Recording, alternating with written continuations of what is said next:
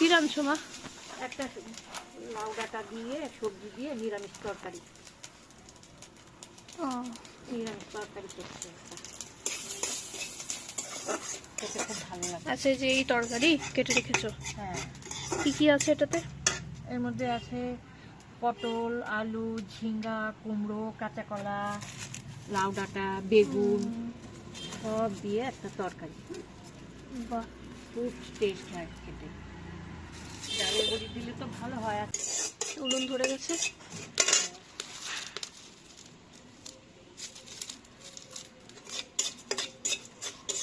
শুকনো লঙ্কা পাঁচফোড়ন দিয়ে, তেজপাতা ফোড়ন দিয়ে পটল ভাজা করলাম।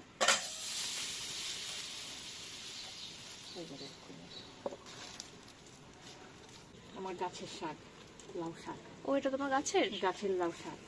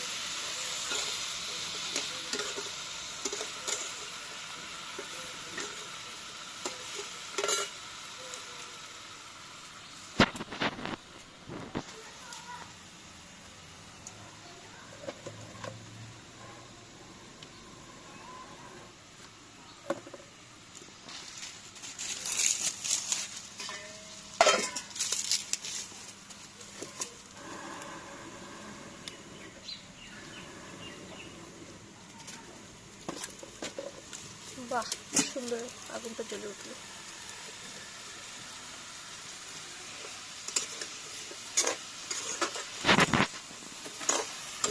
দিয়ে রুটিও খাওয়া যাবে, ভাতও খাওয়া যাবে।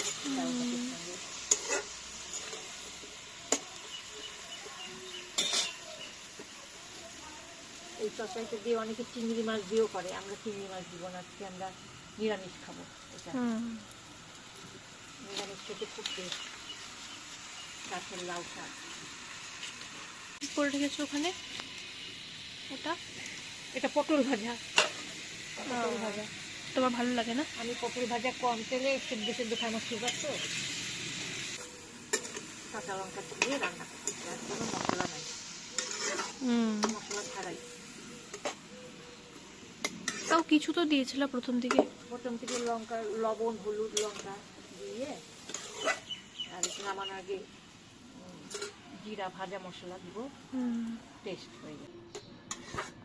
টেস্ট হয়েছে খেতে, দারুণ হয়েছে। এরপর আর কতটুকু বাকি? একটু ঝোলটা একটু শুকাবো, শুকায় একটু জিরা ভাজা দিব, একটু কুচালি দিব, দিয়ে নামাই দেবো। নিরামিষ তরকারি। আচ্ছা, খুব টেস্ট হয়েছে খেতে।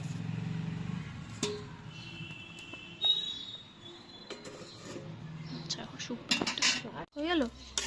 হয়েছে, এখন একটু মানে ভাজা মশলা দিব।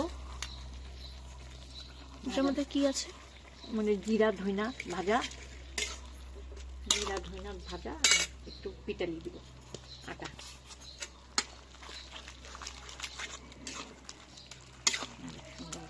সুন্দর হয়ে গেল তরকারিটা, ঝোল ঝোল তরকারি হয়ে গেল। দারুণ টেস্ট হয়েছে খেতে, জানিস। এখন কাঁঠালের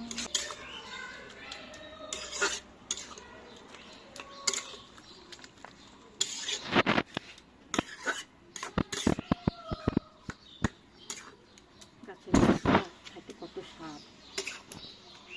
বাজারে